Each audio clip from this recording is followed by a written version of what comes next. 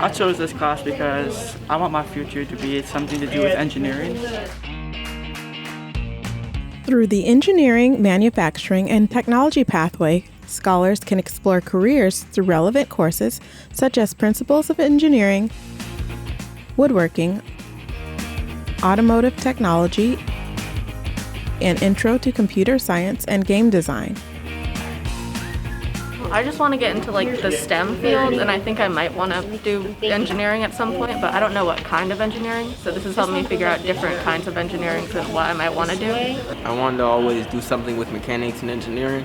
So this class is helping me choose my life goals because I'm able to get on hands-on experience when it comes to engineering and manufacturing, and it really just lets me engage myself.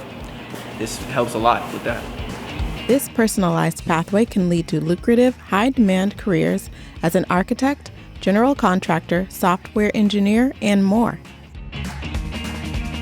One career I want to pursue is auto engineering. I think this class will help me with it because it's going to teach me how to find ways to work with certain things.